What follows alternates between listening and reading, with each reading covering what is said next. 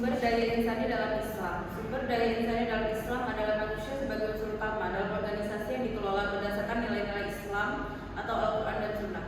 Istilah insani dipilih karena menekankan dimensi kemanusiaan yang utuh, jasmani, rohani, dan akal. Karakteristik sumber daya insani dalam Islam adalah yang pertama amanah atau trustworthy. Setiap SDI dipandang sebagai khalifah yang mengemban amanah dari Allah. Pekerjaan adalah ibadah dan bentuk pertanggungjawaban kepada Sang Pencipta. Kedua, profesionalisme. Islam mendorong umatnya untuk bekerja secara optimal dan profesional. Yang ketiga, keadilan dan keseimbangan. Manajemen sumber daya insani syariah menjamin keadilan dalam perekrutan, kompensasi, dan penilaian. Tidak ada diskriminasi, semua berdasarkan kompetensi dan ketakwaan. Selanjutnya, merencanakan kebutuhan sumber daya insani. Perencanaan sumber daya insani adalah proses sistematis untuk memastikan organisasi memiliki jumlah dan kualitas SDM yang tepat, pada waktu yang tepat, dan di tempat yang tepat. Dalam perspektif syariah, perencanaan ini harus selaras dengan visi dan misi organisasi yang berlandaskan nilai-nilai Islam. Selanjutnya, prinsip Islam dalam perencanaan sumber daya insani. Yang pertama, prinsip keselarasan atau tawazun. Perencanaan sumber daya insani harus seimbang antara kebutuhan duniawi atau produktivitas dan ukhrawi atau nilai Islam. Tidak boleh mengorbankan nilai moral dan efisiensi semata. Kedua, prinsip keterbukaan atau syafafiyah, yang adalah proses perencanaan harus transparan, dapat dipertanggungjawabkan, dan bebas dari KKM. Setiap keputusan harus dapat dijelaskan secara logis dan syar'i. Yang ketiga, prinsip kemaslahatan atau maslahah. Perencanaan sumber daya insani harus mengutamakan kemaslahatan bersama bagi organisasi, karyawan, dan masyarakat luas. Kepentingan umum lebih diutamakan. Yang keempat, prinsip profesionalisme atau itqan. Sumber daya insani yang direkrut harus memiliki kompetensi yang sesuai, menempatkan orang yang tidak kompeten atau kezaliman. Rasul bersabda, jika urusan diserahkan bukan pada ahlinya, tunggu kehancurannya. Sekian. Menyaring dan menempatkan sumber daya insani. Rekrutmen dalam Islam bukan sekedar mencari tenaga kerja, melainkan memilih mitra amanah yang akan bersama-sama menjalankan misi organisasi Islami. Prosesnya harus adil, transparan, dan berbasis kompetensi. Cara rekrutmennya, pertama, pengumuman lowongan secara terbuka dan jujur. Kedua, sumber rekrutmen ada internal, eksternal. Internal itu seperti promosi atau mutasi. Eksternal, media, kampus, atau rekomendasi istiqomah. Tiga, pekerjaannya jelas, realistis, dan sesuai nilai Islam. Yang keempat, larangan keras, nepotisme, suap, diskriminasi, sara. Lalu seleksi dan penempatan. Pertama, tahap administrasi. Kedua, tes kompetisi, kemampuan teknis, analitis, dan psikologis. Ketiga, wawancara menilai kepribadian dan etika. Keempat, pemeriksaan referensi.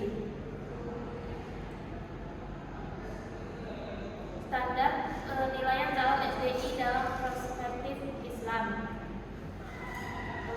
Al-Qawi, yaitu artinya kuat atau kompeten. Kekuatan fisik seperti stamina dan kesehatan untuk menjalankan tugas yang diamanahkan. Kedua, ada kekuatan intelektual, itu kecerdasan, keahlian teknis, dan kemampuan memecahkan masalah. Ketiga, kekuatan manajerial, kemampuan memimpin dan mengorganisasi. Keempat, kekuatan emosional, stabilitas emosi, sabar yang mampu bekerja di bawah tekanan. Amin, ya, amanah atau integritas. Pertama, kejujuran, tidak berbohong, tidak memasukkan data, dan berani berkata benar.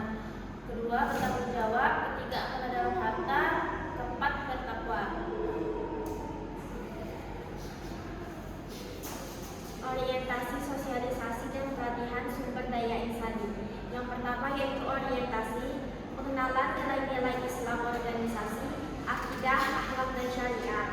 Orientasi, visi misi dan struktur organisasi, penjelasan hak dan kewajiban karyawan secara syar'i, perkenalan dengan rekan kerja dan atasan langsung, pengenalan fasilitas, SOP, dan tata tertib kerja. Yang kedua yaitu sosialisasi, mentoring oleh senior yang berakhlak mulia, uswah hasanah, penguatan budaya Islami, salam, sholat berjamaah, kajian rutin, sosialisasi kode etik dan larangan dalam organisasi syariah. Yang keempat, pembangunan ukhuwah persaudaraan antar sesama karyawan.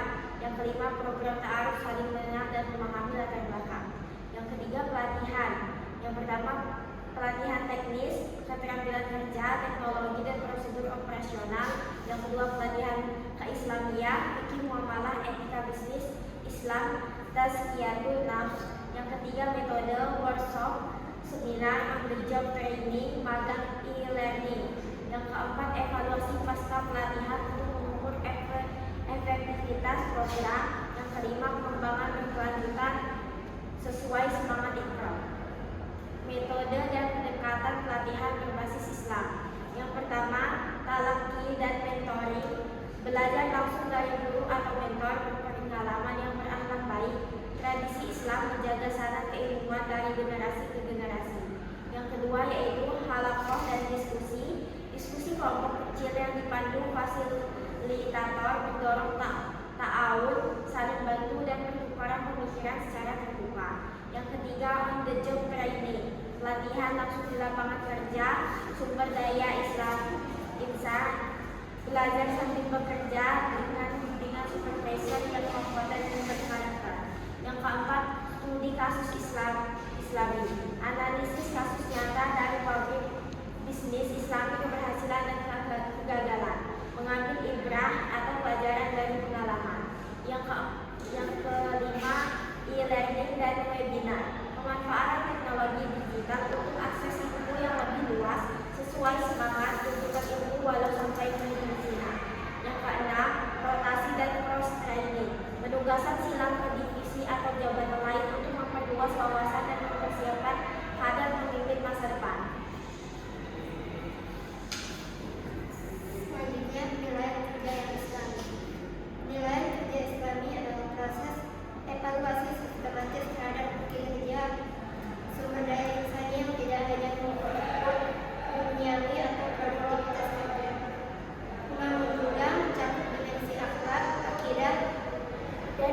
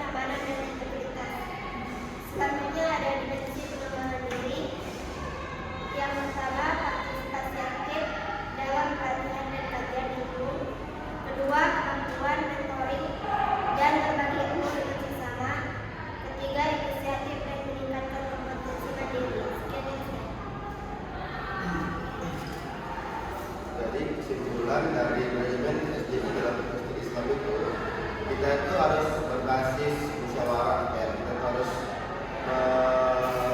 meminta pendapat dari anggota atau lain-lain, dan juga biar untuk perencanaan kebutuhan SDI ini berjalan lancar itu kita harus bisa transparansi dan adil. 2. Jaringan dan penempatan. Rekrutmen itu dan seleksi berprinsip al-kawiyah atau al-amin, kompetensi dan integritas. Kita itu tidak boleh diskriminasi ke kayak rasis ke orang gitu, jadi tak boleh intinya. 3. Orientasi sosialisasi dan pelatihan. SDI dibekali nilai Islam, kompetensi teknis melalui berbagai metode, lifelong learning dalam kewajiban setiap muslim. 4. Penilaian kerja Islami, evaluasi multidimensi, adil dan bertujuan membina bukan menghakimi. Muraqabah menjadi landasan utama. Mungkin sekian presentasi dari kami. Jika ada salah kata kami minta maaf. Wassalamualaikum warahmatullahi wabarakatuh.